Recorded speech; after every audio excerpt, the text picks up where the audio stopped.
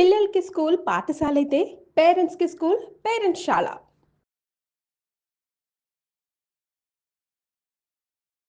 నమస్తే రమ్మగారు. నమస్తే జయ. రమ్మగారు, శ్రావణ మాసంలోకి వచ్చేస్తున్నాము. శ్రావణ మాసం అనగానే ప్రతిరోజు కూడా పర్వదినమే కదండి.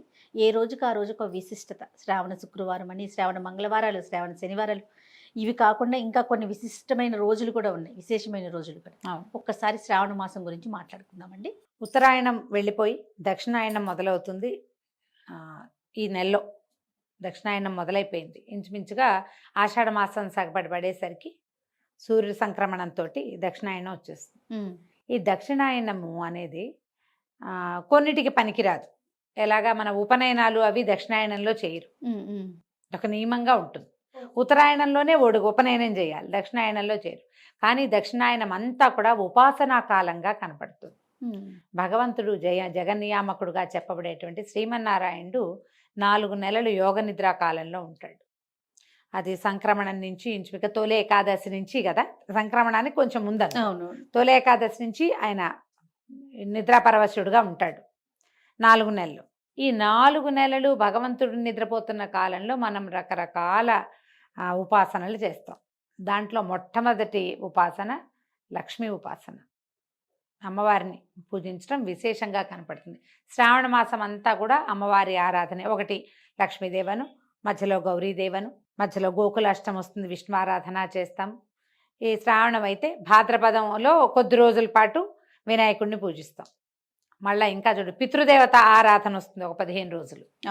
అది వెళ్ళగానే ఆశ్వేజం అమ్మవారి ఆరాధన వస్తుంది. ఏమంటారు, శరన్నవరాత్రులు ఓ 10 రోజులు 15 రోజులు.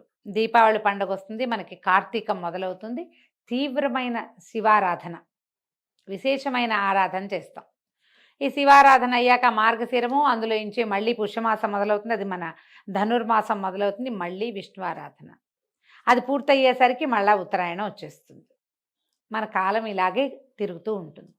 అయితే విశేషమైన ఆరాధనా కాలంగా చెప్పబడే శ్రావణం అంతా కూడా మనం ఎక్కువగా లక్ష్మీ ఆరాధన చేసుకున్నా కూడా రకరకాల ఆరాధనలు అన్నీ పర్వదినాలుగానే కనపడతాయి.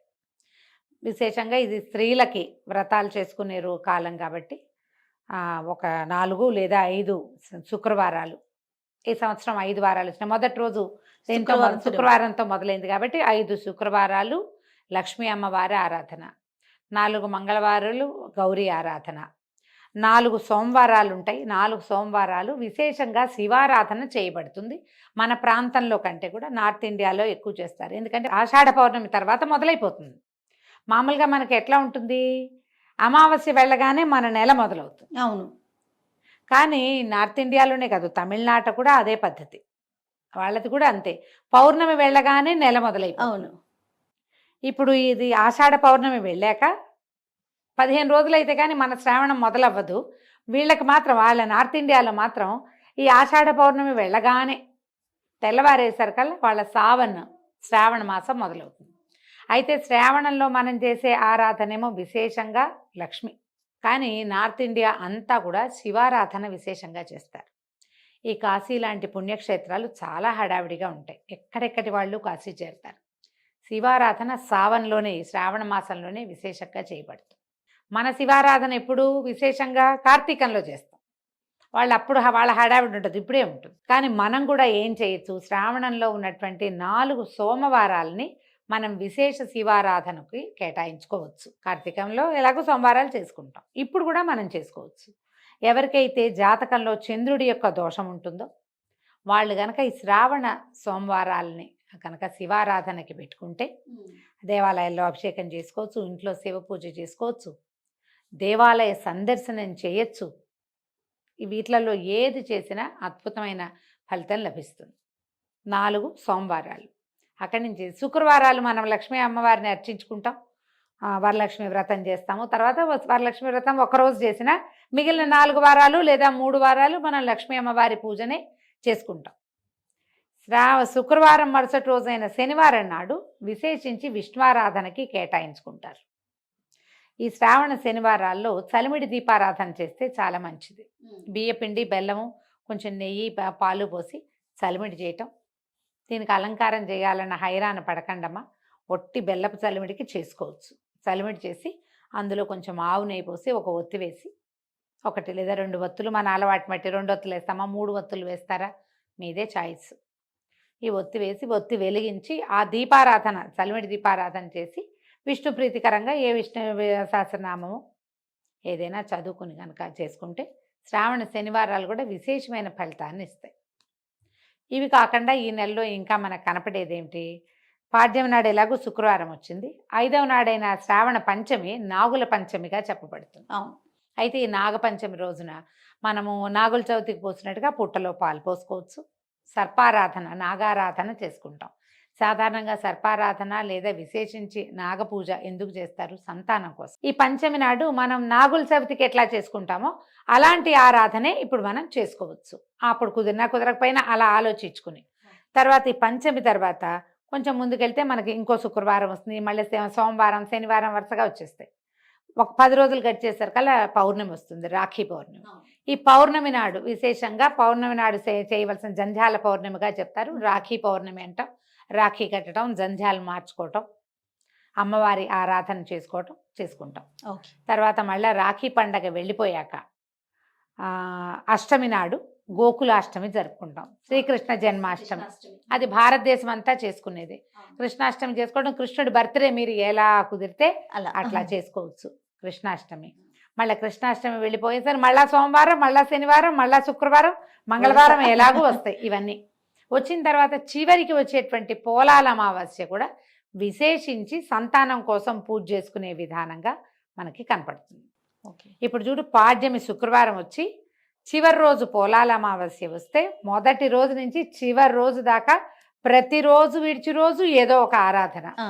సోమవారం శివారాధన, మంగళవారం గౌరీ ఆరాధన, బుధ లేదు గురు లేదు, మళ్ళీ శుక్రవారం లక్ష్మీ ఆరాధన, శనివారం విష్ణు ఆరాధన. ఇవి 2 విశేషం. మళ్ళీ ఆదివారం ఖాళీ, మళ్ళీ సోమవారం. ఒకవేళ ఈ ఆదివారాల్లో ఏమైనా ప్రత్యేక పర్వదినాలు వస్తే అవి కూడా చేసుకుంటాం. ఈ కాలంలో మనం చేయవలసింది ఏంటి, మనకి సాధారణంగా ప్రతి సీజన్లో వచ్చేటువంటి పండగలు పర్వదినాల్లో మనం ఏం తినాలో, ఏం చేయాలో, ఏం తింటే ఈ సీజన్కి మంచిదో దానికి తగినట్టుగానే మనకి ఏర్పరిచారు పెద్దవాళ్ళు. మన ప్రాంతంలో వర్షాకాలం శనగలు తినాలి. ఇప్పుడే కదా అందుకే శనగలు ఇస్తాము. విశేషించి శనగలే దానం. అవును అవును, అందరికీ శనగలే ఇస్తాం. మంగళవారాలు శనగలే, శుక్రవారాలు శనగలే. శనగలు మనం ఏం చెయ్యం, ఎవరింటికో వెళ్తే వాళ్ళు ఇన్ని శనగలు ఇస్తారే, ఆ శనగలు వేయించుకుని తింటాం, వండుకొని తింటాం, పచ్చివి తింటాం, ఏదో ఒకటి శనగలు తినాలి. శనగలు బలం, హెవీ ప్రోటీన్, పిల్లల్లో ఎదుగుదలకి మంచిది, ఆడవాళ్ళ ఆరోగ్యానికి మంచిది, మగవాళ్ళ ఆరోగ్యానికి మంచిది. అందరూ తినవలసింది. అందుకని తప్పకుండా ఈ నెలల్లో ఇప్పుడు శ్రావణ మంగళవారం నోవులు అనుకో 4-5 ఏళ్ళు పట్టి మానేస్తారు. కానీ వరలక్ష్మి వ్రతం శ్రావణ శుక్రవారాలు అందరూ చేసుకుంటారు. అంతే కదా, ఎవరు మానరు, అందరూ చేయాల్సిందే. అది ఇది ఆనుగా రావాలనే లేదు, ఆ నియమం లేదు. కాబట్టి ఎవరో ప్రతి వాళ్ళు చేసుకోవచ్చు. శనగలు నానబోసుకోవటం, ఇచ్చుకోవటం ఎవరో ఒకరు. అందరికీ వాయినాలు ఇచ్చి మనం తినకుండా తాంబూలం కదా, వాయనం అంటాం, తాంబూలం అనొచ్చు. శ్రావణ మంగళవారం వాయనాలు అంటారు వాటిని. వాయనము అనొచ్చు, తాంబూలము అనొచ్చు. ఇవ్వండి, పుచ్చుకోండి. శనగలు ధారాళంగా ఇవ్వటము, పుచ్చుకోవటము 2 మంచివే. పుచ్చుకోవటం అంటే ఊరికే తెచ్చుకోవటం కాదు, ఆ రోజు శుభ్రంగా వండుకు తినేయటం కూడా మరీ మంచిది. ఇది చేసుకోవటం మన ఓపిక, మనకి చేత వచ్చినట్టు ఎట్లా కుదిరితే అట్లా చేసుకుంటాం. అయితే ఈ రకంగా మొత్తం నెలంతా కూడా ఏదో ఒక రకమైన పూజా పునస్కారంగా ఉంటుంది. కాబట్టి విశేషించి ఇవి స్త్రీల వ్రతాలు, ఆడవాళ్ళు ఎక్కువ ఇన్వాల్వ్ అయ్యి చేసుకునేవి. ఇప్పుడు మగవాళ్ళ ఇన్వాల్వ్మెంట్ ఎక్కడ ఉంటుంది ఇందులో? సహాయ సహకారం అందించటం, కావలసినవి కొనిపెట్టడం, ఎక్కడికైనా వెళ్ళాలంటే తీసుకెళ్ళటం, వాళ్ళ నెత్తి మీద అక్షింతలు వేయటం, వేరే రకపు అక్షింతలు వేయకుండా కేవలం పసుపు అక్షతలు మాత్రమే వేసి బాగా చక్కగా చూసుకుంటే ఈ సువాసిని వ్రతాలు ఆడవాళ్ళు చేసేది ఎందుకమ్మా? సాధారణంగా భర్తల ఆరోగ్యం, కుటుంబ సౌఖ్యం, సంతాన సౌభాగ్యాల కోసమే చేస్తారు. మరి వాటి కోసం వీళ్ళు ఇంత కష్టపడి వ్రతాలు చేస్తుంటే 4 కొనిపెట్టాలి, 4 చోట్లకి తీసుకెళ్ళాలి, వాళ్ళని కేకలేయకూడదు, తిట్టకూడదు, మీరు పోట్లాడుకోకూడదు. విశేషించి భార్యాభర్తలు సంతోషంగా ఉండవలసిన కాలంగా పరిగణించి శ్రావణ మాసం అంతా నో కొట్లాటలు అని ఒకటి పెట్టుకుని పాలసీ, ఆ ప్రకారంగా శ్రావణ మాసాన్ని ముందుకు తీసుకెళ్ళండి. ఆధ్యాత్మికత నిండి ఉన్న మాసం ఇది. అది. మొత్తం టాప్ టు బాటం ఎట్లా కార్తీక విశేషంగా చెప్తాం, ఇది కూడా అలాంటి మాసమే కాబట్టి ఎవరికి ఎంత కుదిరితే అది, ఏది ఆనుచానంగా మీ ఇళ్లల్లో వస్తుందో అది, ఒకవేళ మీకే మనసుండి చేసుకోదలిస్తే అది కూడా చేసుకుని శ్రావణ మాసాన్ని సుసంపన్నం చేసుకుందాం. సంతోషం రమ్య గారు. నమస్తే. నమస్తే.